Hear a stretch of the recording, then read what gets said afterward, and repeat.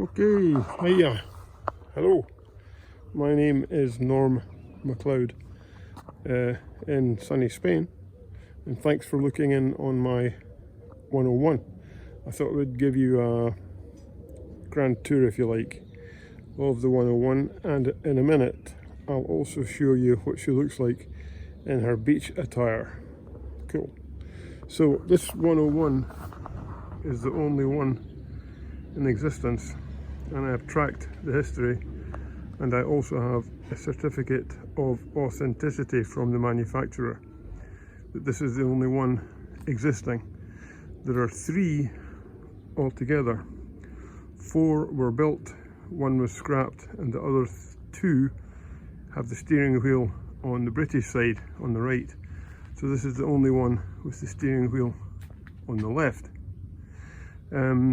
2,669 of these vehicles were built for the British Army in the 1970s, and they paid the equivalent in today's money of around $700,000 for each unit, because these were never offered in civilian form at all. They were only for military use, and when they were decommissioned they came out into civilian hands,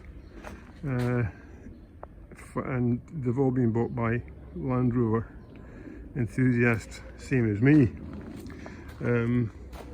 GDP 252V was originally constructed in 1976 by the Land Rover company in England. Now, she came out of the British Army in a place called Mönchengladbach in Germany. It's probable she came out of there with absolutely minimum miles on the clock, possibly under 1,000 miles, as most of the vehicles from Germany never saw any kind of action, although these vehicles did see action in the Gulf War and in the Falklands conflict against Argentina. Now, the main thing you need to know about this is that these were designated by the British Army as gun tractors. So they had to pull a 4-ton, 3.5–4-ton cannon behind. They had to carry 6 crew, so the driver, front seat passenger, and 4 artillerymen in the back. And in here, this is designed so that these sides drop away, and you can put a forklift truck in there with 1 ton of shells for the cannon. They were also designated as high-speed gun tractors because loaded, they could pull the cannon, the troops and the ammunition at speeds of around maybe 40 or 50 miles an hour. Without any load, this can cruise at 65–70 miles an hour quite comfortably, but it does use a lot of gas at those kind of speeds. And the main thing about the difference here is this one was bought by a small Land Rover dealership in North Wales called M&M Land Rovers, and they wanted it to be prepared for rally use and trials and off-road use. So they asked a company called Malcolm Whitbread, which is now known as Whitbread Off-Road 4x4. They're still in existence. They asked them to build a specific vehicle. So the real year of construction of this vehicle is actually 1992, and I'll tell you why that is. Malcolm Whitbread, who's now retired, is an absolutely brilliant engineer, and he looked at the Land Rover chassis and running gear. Now, because this is designated as a tractor, as you can imagine, it wouldn't be that comfortable because the springing system used leaf springs.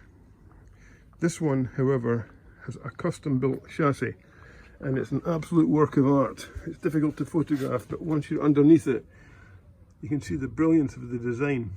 And these, I don't know what you call these, buttresses here, were constructed to enable the steady bars from the front and rear axles to be fitted, and as a result you have a full coil spring system.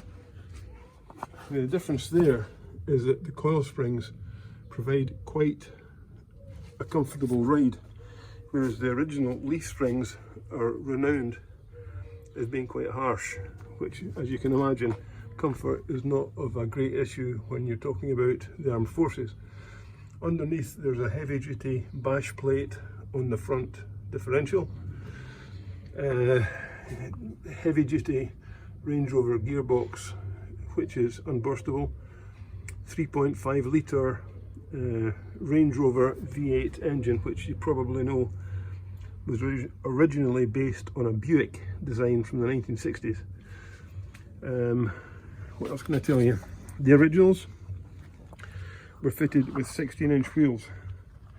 Now this model is fitted with 15-inch wheels, which is standard Range Rover, and the reason for that is because she runs on Range Rover Power disc brakes, whereas the original ones were drum brakes. And also another important feature is that GDP has power steering.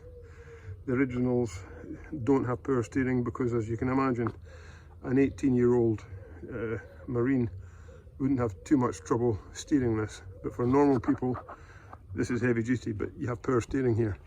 Another important detail is the vehicle's fitted with an FIA approved full cover roll cage. Goes right across the top. This protection hoop is original to these Land Rovers, but this one, it comes all the way down here, and there are support struts here which run down to the chassis legs. So the days of carrying a 1 ton pallet of munition are over for this particular Land Rover. Now, I've just fitted new German Hella headlamps. You can get cheap Chinese ones, but these are good quality headlamps. All the oils have been changed, and she starts and runs perfectly off the key. At the rear, I've made a change in that I took off the original round stop tail lamps and fitted these LEDs, which I think are much more in keeping with the shape of the vehicle. But if you're a stickler and you want it to be original, you can still buy the original round lamps like you just saw on the front. At the back we have a NATO hitch, which you can easily convert into a ball, two inch ball hitch. Inside, plenty of cargo room. I think it might be a good idea, if you're using it for civilian purposes, to put a bench seat across that way, give you extra seating. And a thing that I have seen done is to cut a door here based on this bottom hinge, so then this you can open, drop down with a step, and then you can step into the back of the vehicle that way. One detail I just forgot to mention, and I did mention it in a previous video, is a huge advantage of the 15-inch as opposed to 16-inch wheels, is the 16-inch wheels have 6 studs, or I think in the States you call them lugs, whereas these ones have, you can see, only 5. This is standard Range Rover.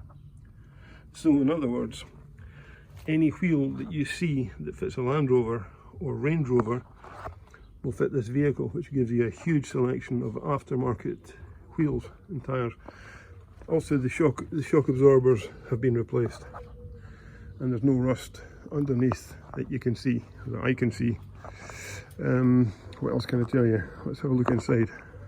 Now this has had Defender seats fitted to it, slightly more comfortable.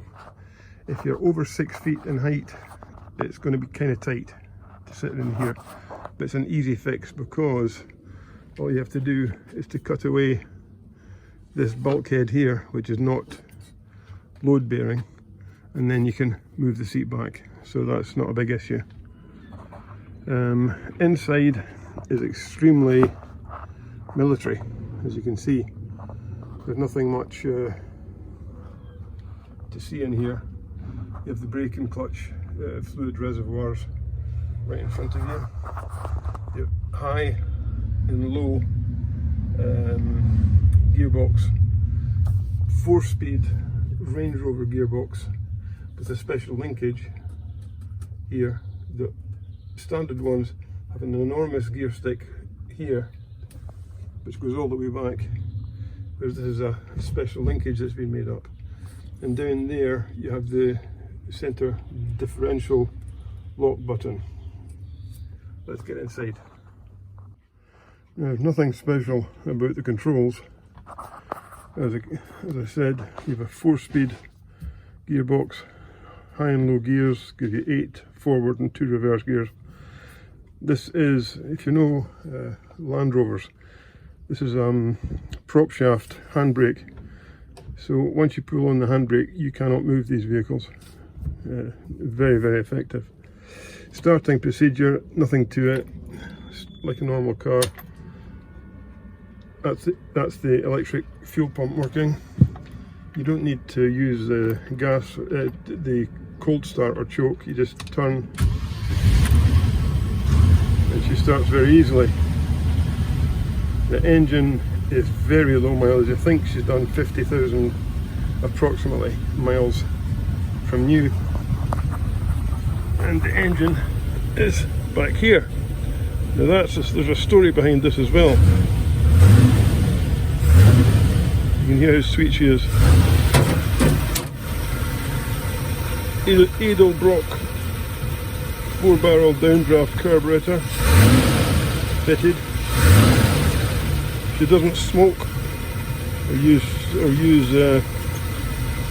oil, because in a normal 101, when you open this, the engine would be there.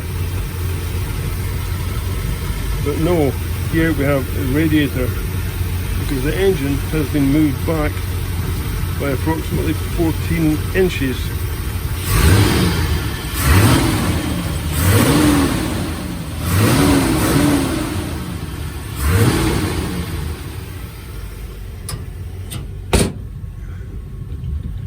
And I'll tell you something else.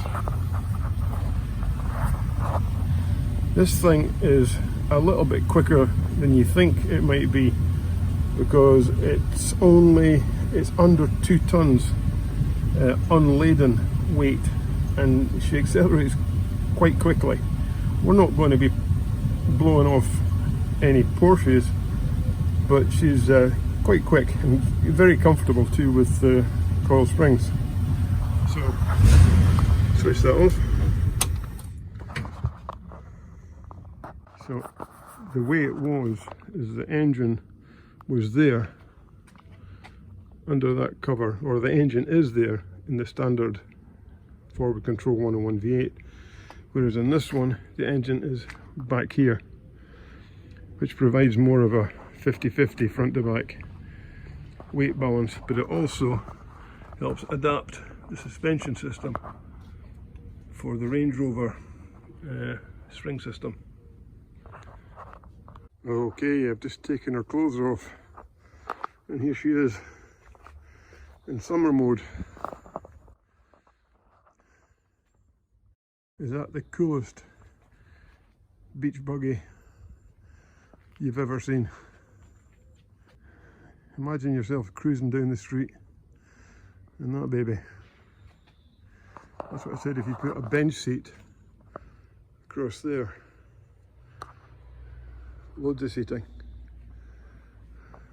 I think it's really pretty. Although, only other thing I can say is you're not going to win the Palm Beach concours with this vehicle, but it's a good working vehicle in good condition, with nothing major that I can find that needs doing. The fuel gauge doesn't seem to be working, but other than that, everything is A-OK. So, hope you enjoyed that. I'm going to put her clothes back on now and put her to bed. Bye.